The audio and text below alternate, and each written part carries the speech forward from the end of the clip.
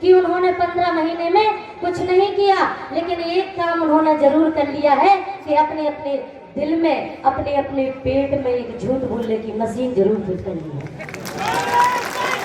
झूठ बहुत बोलते हैं।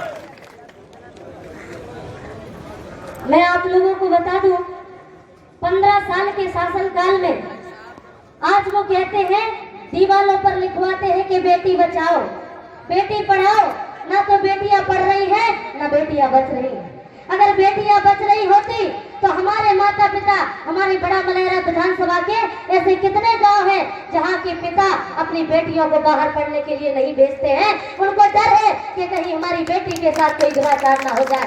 अगर ऐसा नहीं होता तो आज हमारे बड़ा मलेरा विधानसभा की बेटियां स्कूल जाती और अच्छे अच्छे पदों पर बैठी होती। निश्चित उनकी प्रतिभाओं को शिक्षा के तौर पर जब उन्हें शिक्षा नहीं मिलेगी तो वो प्रतिभाएं दबी की दबी रह जाती है, उजागर नहीं हो पाती है। मैं आप लोगों को बताऊं, फिर लिखते हैं बेटी बचाओ।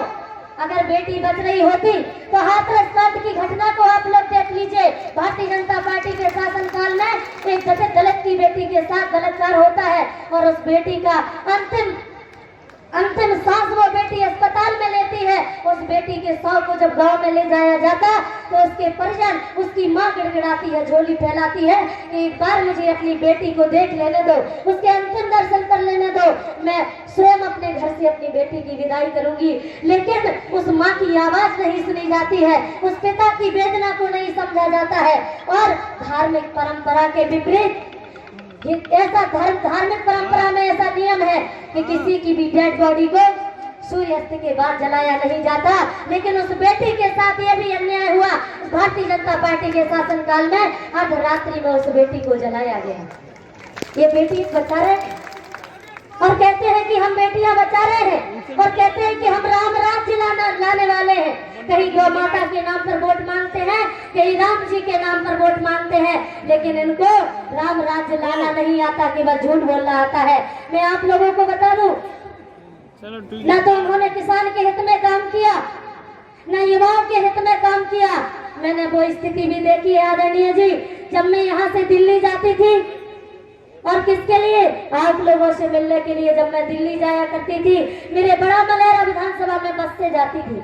मेरे बड़ा में एक बस चलती है 4 बजे यहाँ से दिल्ली जाती है। जब मैं उस बस से जाती थी तो कई माताएं उस बस में, कई पिता अपनी छोटी छोटी बेटियों को बस के पास छोड़ करके, इस बड़ा मलेरा में छोड़ करके और आंसू बहाते हुए दिल्ली प्रस्थान करते थे। ये मैंने स्वयं देखा है। मैं अच्छे तरीके से जानती हूँ कि भारतीय जनता पार्टी के शासनकाल में क्या हो रहा है। मैं आपको बता दूं, ये राम राज्य की बात करते हैं, लेकिन राम राज्य नहीं है। राम राज्य तो ऐसा आया था जिस समय प्रभु श्री राम राज्य गद्दी पर विराजमान हुए थे, तो उन्होंने अयोध्या में पहले 4 घाट थे, तो उन्होंने जैसे ही राम जी राजा बने तो 4 घाट की जगह 3 घाट करवा दिए। 4 घाट कैसे थे? एक घाट पर पशु पक्षी पानी पीते थे, एक घाट पर रामलला सरकार और उनके परिवार के सदस्य स्नान करते थे, एक घाट पर सीता महारानी जी स्नान करती थी और एक अंतिम घाट पर अयोध्या के सभी नर नारी स्नान करते थे। लेकिन जब राम जी राजा बने तो उन्होंने कहा अभी राम राज्य नहीं आया, और उन्होंने एक काम किया, जहाँ 4 घाट थे तो 3 घाट करवा दिए। एक और राम जी ने बता दिया जनता को अयोध्या की कि एक घाट पर पशु पक्षी पानी पिएंगे, एक घाट पर ये राम नहाएगा और उसी घाट पर मेरी अयोध्या का छोटा व्यक्ति इस राम के साथ नहाएगा। और जो अंतिम घाट था, राम जी ने बता दिया कि जो तीसरा घाट है उस पर सीता स्नान करेगी और इस अयोध्या के छोटी महिला सीता जी के साथ स्नान करेगी। ये राम राज्य था। तब गोस्वामी जी ने लिख पाया था कि देह के देव के भौतिक के तापा और राम राज्य का हो नहीं व्यापा। ये भारतीय जनता पार्टी के लोग तो केवल झूठ बोलने का काम करते हैं कि हम राम राज्य लाएंगे। क्या राम राज्य लाएंगे? ना बेटियां सुरक्षित, ना युवाओं को रोजगार। जहाँ देखो जहाँ युवा भाई बेरोजगार भटक रहे हैं। ये आप अपने बूढ़े माता पिता को देख रहे हैं, रोते हैं यहाँ की युवा बड़ा मलेरा के कि हम अपने माता पिता की सेवा कैसे करें, क्योंकि धार्मिक परंपरा में ऐसा माना जाता है कि बच्चों को बड़ा होकर के अपने माँ बाप की सेवा करना चाहिए। जब उनको रोजगार ही नहीं दिया जाएगा, जब उनको शिक्षा नहीं दी जाएगी, जब उनको उनके साथ उचित निर्णय नहीं किया जाएगा, तो वो माता पिता का सम्मान कैसे कर पाएंगे, उनकी सेवा कैसे कर पाएंगे। मैं आपके बीच में आई हूँ, आपकी बेटी हूँ। मैं आप लोगों को बताना चाहती हूँ, मुझसे भी पूछा जाता था। मैं भी जब दिल्ली जाती थी, भोपाल जाती थी, तो मुझसे कई लोग पूछा करते थे, रामसिया जी आप भी टिकट मांग रही हैं? तो मैं कहती थी हाँ। तो उस समय मुझे इस तरीके से कुछ लोग देखा करते थे और कहते भी थे, मुंह पर कह देते थे, रामसिया जी आप चुनाव की तैयारी तो कर रही है, टिकट मांग रही है, लेकिन तुम्हारे पास पैसा तो है नहीं, चुनाव कैसे लड़ोगी? मुझसे प्रश्न किया जाता था कि तुम चुनाव कैसे लड़ोगी, कैसे काम करोगे, तुम्हारे पास पैसा नहीं है। और एक जगह तो इतना तक पूछा गया कि भारतीय जनता पार्टी से जो प्रत्याशी चुनाव लड़ रहे हैं उनके पास 35 करोड़ रुपए है। तो मैंने उनको जवाब दिया था कि दादा अभी क्षेत्र में गए तब भी पूछा गया, तो मैंने उनसे यही कहा था कि उनके पास 35 करोड़ रुपए है, पर आपकी बिटिया ने कभी 35,000 रुपए नहीं देना है।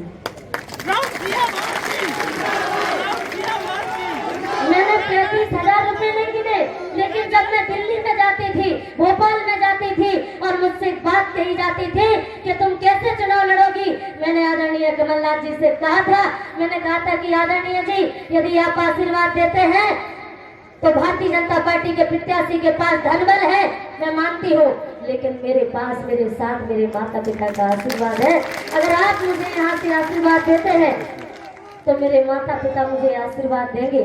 मुझे पूर्ण आशा और पूर्ण भरोसा है। मैं आप लोगों को बता दूं, मैंने छोटी सी उम्र से राम कथा की है। आज प्रश्न किए जाते हैं कि वो भी बदल जाएंगे। मैं 6 साल की उम्र थी मेरी, उस समय मैं राम कथा करने लगी थी। मैंने 6 साल की उम्र में ये निर्णय लिया था और मैं भगवान से, हनुमान जी से हमेशा प्रार्थना करती थी कि प्रभु मुझे इस संसार में अगर आपने जन्म दिया है तो मैं केवल माता पिता की सेवा करना चाहिए और मुझे कुछ नहीं।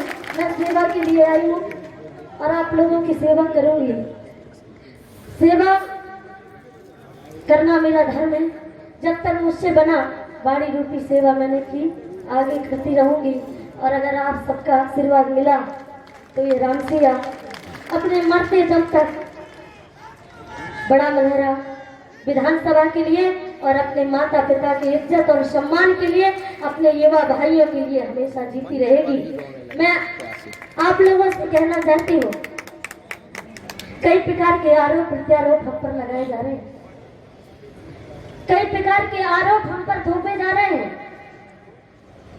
लेकिन मैं आपसे सही कह रही हूँ कि मैं तो, जब मुझसे पूछा जाता कि रामसिया जी आपके ऊपर ऐसा आरोप लग रहा है, आपको ऐसा कह रहे हैं, क्योंकि मैंने ना तो कभी किसी पर आरोप लगाया, मैं तो प्रवचन करती थी, ना मैं जानती नहीं थी आरोप प्रत्यारोप का।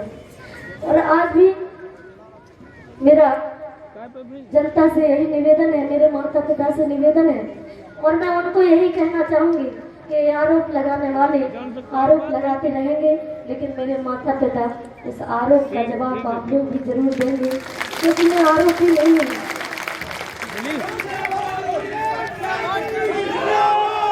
मेरे साथ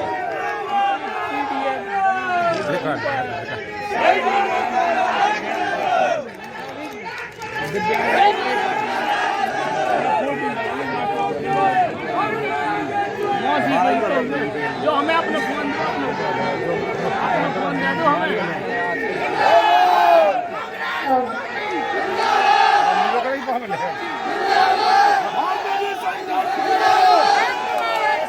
मुझे पूरा भरोसा है कि मेरे युवा भाई इस बहन की रक्षा हमेशा करेंगे और मैं अपने युवा भाइयों के साथ हूँ, अपने माता पिता के साथ हूँ, हमेशा आप लोगों के साथ हूँ और इन्हीं शब्दों के साथ में धन्यवाद करना। मैं अब आमंत्रित करता हूँ मध्य प्रदेश कांग्रेस कमेटी के पूर्व अध्यक्ष, पूर्व केंद्रीय मंत्री, युवाओं के प्रेरणा तो माननीय अरुण यादव जी को आए और अपना उद्बोधन देने की सेवा। जिंदाबाद। पीडीएफ बना दो, जो तुम्हारे फोन में बना ले।